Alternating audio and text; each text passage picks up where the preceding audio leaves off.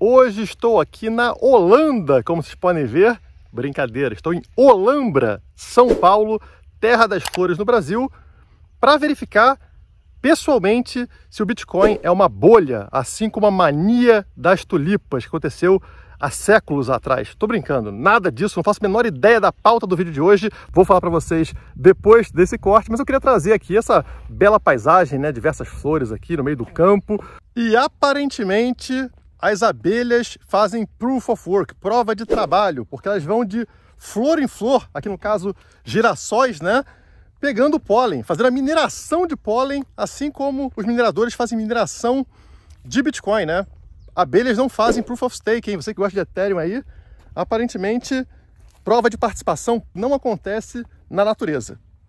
Olá, criptomaníacos! No dia 12 de abril, praticamente 2 semanas atrás, eu fiz um vídeo sobre a atualização da Ethereum, que permitiria retirada daqueles bilhões de dólares em Ethereum que estão travadas em staking na rede da Ethereum. Naquele vídeo, eu previ uma queda de preço para Ethereum, mas no dia seguinte a gente viu o preço do Ethereum subindo. E eu fiz um outro vídeo pedindo desculpas, né, pelo meu erro, já que eu previ uma queda. Mas algo interessante estava naquele vídeo.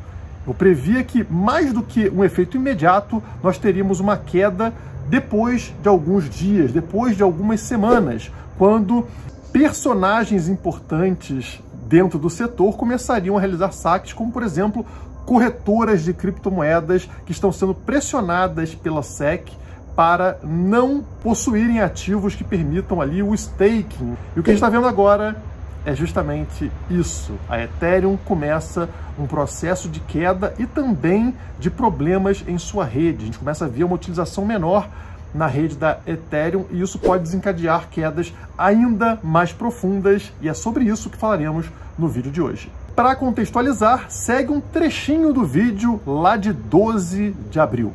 Vou começar por essa matéria da Block Trends. Ethereum pode viver dias de Argentina, com 15% de inflação.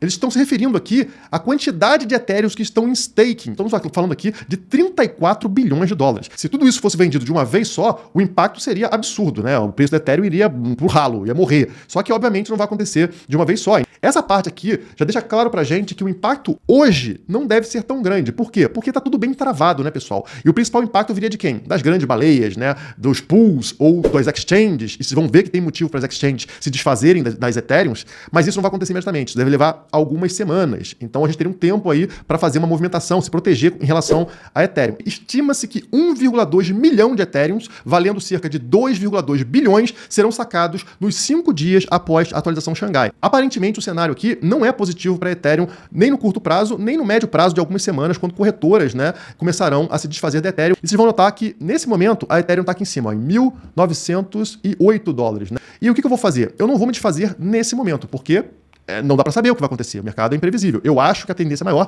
é de queda, mas pode subir. Então o que eu vou fazer? Ao invés de vender a parte de Ethereum que eu tenho na minha carteira, o que eu vou fazer é botar um stop posicionado na região aqui dos 1.790 dólares, como vocês estão vendo aqui. Se o preço cair abaixo dos 1.790 graficamente, eu entendo que a tendência é recuar para essas médias que a gente tem aqui.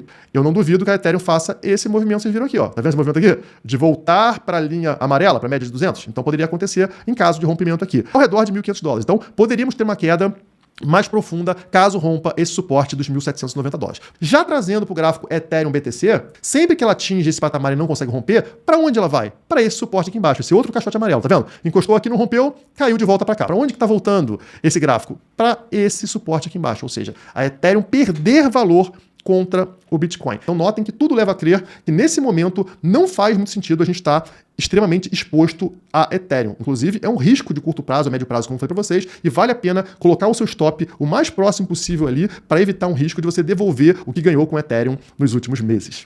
Tá aí, enquanto você vai dando aquele like caprichado nesse vídeo, né? Deixa o like, pessoal. Eu sei que você não gosta de dar like, mas dessa vez deixa o like aí.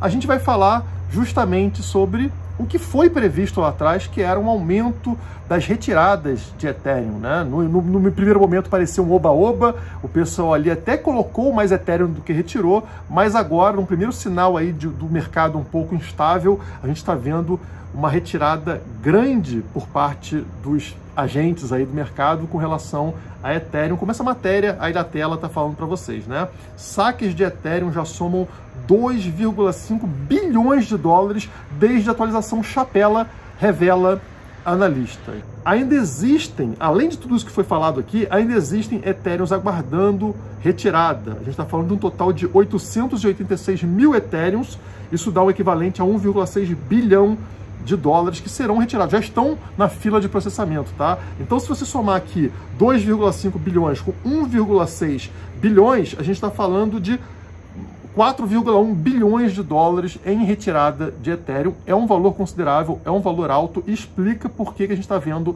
queda forte agora no preço da Ethereum, né? Quando eu fiz o vídeo que vocês viram, o trechinho que vocês viram, a Ethereum estava valendo 1.900 dólares e nesse momento ela já está aqui nos 1.800, né? Então já está abaixo do valor daquele vídeo que eu falei para vocês, prevendo a queda. Mas a queda pode se aprofundar muito além disso. Aí na tela vocês estão vendo exatamente o gráfico que eu mostrei no vídeo lá de 12 de abril. E o que eu tinha falado naquele vídeo? Aquele vídeo foi em 12 de abril, né? Então estava nesse dia aqui, ó, a Ethereum valendo 1.900 dólares, tá? Nessa vela verde aqui. E eu previ uma queda para a Ethereum, principalmente algumas semanas à frente, como acontece agora, né? 2 semanas depois daquele vídeo. Nos dias seguintes, vocês percebem que a Ethereum teve uma subida de preço até bater aqui nos 2.100 dólares, né? O que parecia ser um erro na minha análise, mas agora o preço já retornou para baixo daquele patamar. Já estamos aqui em 1.835 dólares no momento desse vídeo. E olha onde parou a queda da Ethereum. Exatamente nesta linha vermelha que eu mostrava naquele vídeo, né? Que é a média de 50 dias da Ethereum. Então, segurou aqui exatamente o preço nessa região dos 1.800 dólares, tá? Naquele vídeo, essa linha vermelha da média de 50 estava abaixo desse ponto, né? Mas com a subida da Ethereum, ela também subiu e se encontra exatamente na linha branca, que era ali o meu stop, no caso da Ethereum, stop loss, né? Então está posicionado nos 1.790 dólares. Vocês percebem que não bateu ainda no meu stop. E está ali praticamente batendo, mas está um pouco acima. Por isso que eu coloquei justamente aí, né, que é um suporte importante e agora um suporte duplo. E se vocês acham que eu estou desesperado, muito pelo contrário, porque eu faço todas as movimentações aqui da minha carteira pessoal de forma estratégica, tá? Então eu vou explicar para vocês o que veio acontecendo comigo, né, no caso eu possuo Ethereum, o que eu vim fazendo com a Ethereum desde lá do momento de queda do mercado até o fundo do poço, né? Então, no ano passado, eu comprei Ethereum no dia 30 de maio de 2022. Estava valendo 1.800 dólares. Depois, 10 de junho, eu comprei em 1.400 dólares. E depois, no dia 18 de junho, eu comprei em 1.000 dólares, tá? Olha o preço que eu comprei Ethereum em junho do ano passado. Isso antes dessa atualização que vocês estão vendo agora, né? E aí o que aconteceu? Depois de eu comprar, fazer essas compras, a Ethereum voltou a subir e pegou nos 1.500 dólares. E naquele momento eu notei um pico local e a gente vendeu na carteira HODL, né, na minha carteira pessoal, a gente fez a venda, recomendou a venda da Ethereum nesse patamar. E aí a Ethereum efetivamente teve uma queda para a região dos 1.200 dólares. O que a gente fez? Recomprou todas as Ethereums nesse patamar. Olha o ganho que a gente teve fazendo essas movimentações que eu estou explicando para vocês. E é assim que a gente aumenta a nossa quantidade de criptomoedas na carteira HODL. Então, com essas movimentações, a gente conseguiu ter um preço médio muito interessante para a Ethereum, ajudando a gente no objetivo de acumular mais bitcoins. E a mesma coisa está sendo feita agora. Como eu falei para vocês, tem um suporte no 1.790. E se romper, se for para baixo disso, a gente vai estar vendido em Ethereum, aguardando uma queda que eu falei para vocês para recomprar num fundo.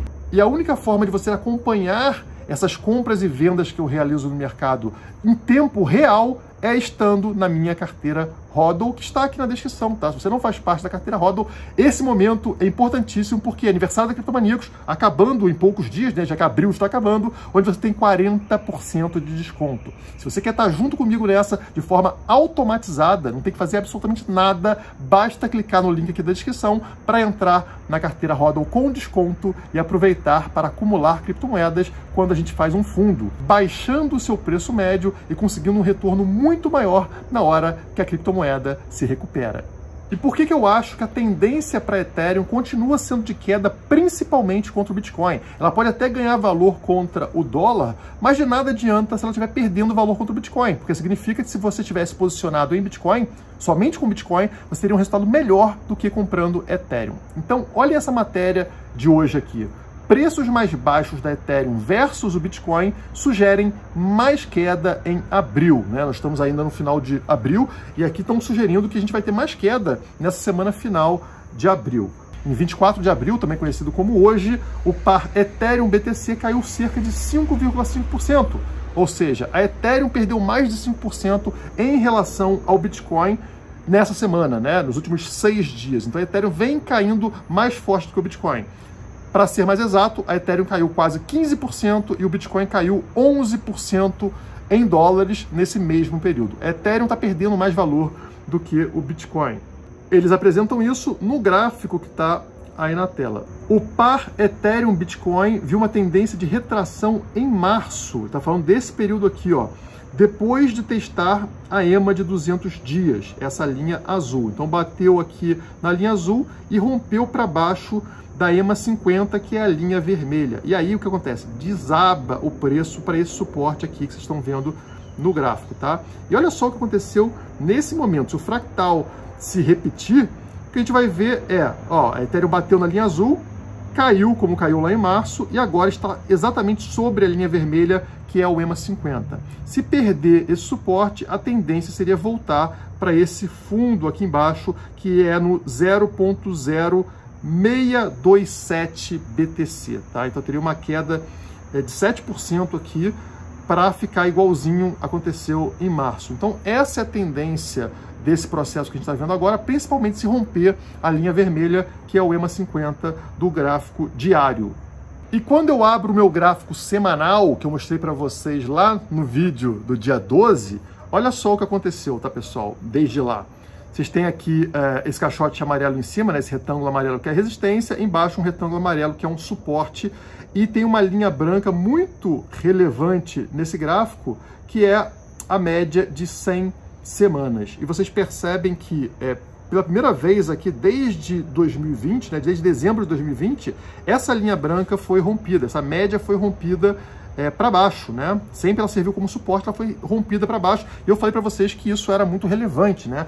Deveria levar a uma queda mais feia da Ethereum contra o Bitcoin. Mas depois disso, a Ethereum até teve uma recuperação contra o Bitcoin. Mas onde ela enfrentou resistência? Exatamente na média de 100, exatamente nessa linha branca. E aí poderia ser o momento do quê? De ter sido um falso rompimento, né? Caiu abaixo da linha branca e retomou para cima. Mas não aconteceu. Ela confirmou o rompimento. Ela bate na linha branca, como vocês estão vendo no gráfico, e a partir dali ela desaba, ela cai, confirmando, portanto, esse rompimento da média. E qual é a tendência a partir de agora, na minha visão, é ela vir em direção a esse retângulo amarelo, que foi o suporte aqui atrás, né? O suporte que a gente teve em meados de 2022, lá abaixo do 0.06 BTC no caso, né? Abaixo de 6% de um Bitcoin.